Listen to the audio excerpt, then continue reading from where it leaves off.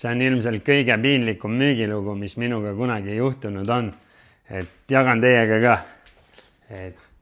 Ma mäletan, kui ma võib-olla olin paar aastat teinud müügitööd ja läksin siis kliendi kohtumisele. Mäletan, et hommikul jäin aja ette, magasin veits sisse ja kihutasin kliendi poole. Oli tund sõitu ja tundsin enne kliendi juurde jõudmist, et kõhtu lõi surve täiega sisse.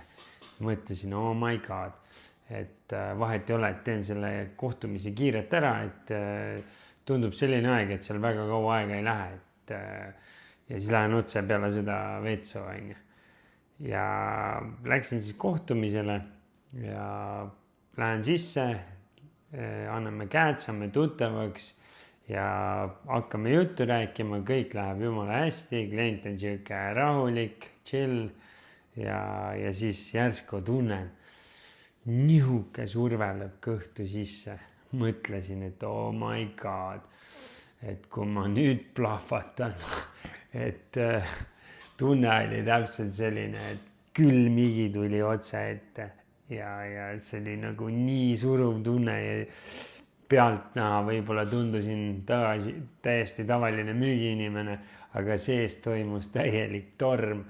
Ja paanika, mõtlesin, et mis nüüd saab, kui ma siinsamast päriselt niimoodi juhtubki.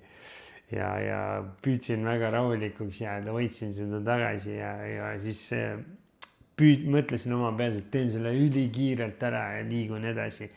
Ja siis klient ütleb, kuule Siim, istu maha, et ma lähen toon meile kohvi ka veel. Ma ütlesin, et kuule, et las see kohv olla, et ma näitan sulle käbe ära, et ma liigun edasi ja mõletan, no niimoodi surus. Istusin, hakkasin siis masinast rääkima, istusin niimoodi kanna peale ja mul tuli õrn. Täitsa lõpp kui häbi.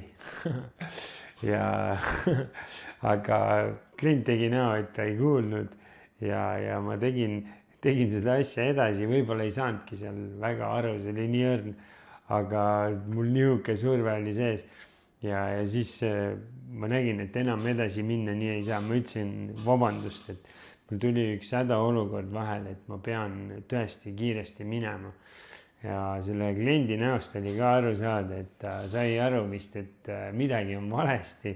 See oli esimene kord, kus ma pidin elus poole pealt minema, tormama. Ja ma panin padavahi asjad kokku, panin kiirelt minema otse esimesse poodi WC-sse ja ma mäletan pärast, kui see tunne sai mööda, siis too klient helistas mulle 40 minuti pärast.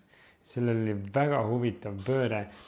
See klient helistas, ütles, et Siim, kuule, tead, ma ütlen su ausalt, see, mis sa mulle näitasid, mulle nii räigelt meeldis, et äkki sa tuled ikka tagasi ja näitad mulle uuesti. Mul on tunne, et ta sai vist aru, et midagi oli valesti ja siis ma läksin tagasi ja näitasin talle ära ja temast sai meie Estvopi klient ja pärast, kui ma tegime kõik asjad ära, siis ma rääkisin talle ausalt loo ära ja siis me koos naersime ka selle peale. Ütlesin, et mul pole kunagi niimoodi juhtunud, et päriselt mul oligi tunne, et kohe on kõik, aga õnneks suutsin selle halvima ära hoida ja siukene huvitav kogemus. Peale seda õppisin, et alati pigem helista ja ütled sa jääd 20 minti hiljaks. Tee kõik vajalik ennem ära, et pärast sul seda probleemi ei ole. Literaali täis teha ennast ei ole ka hea kliendi juures, nii et olge mõnusad.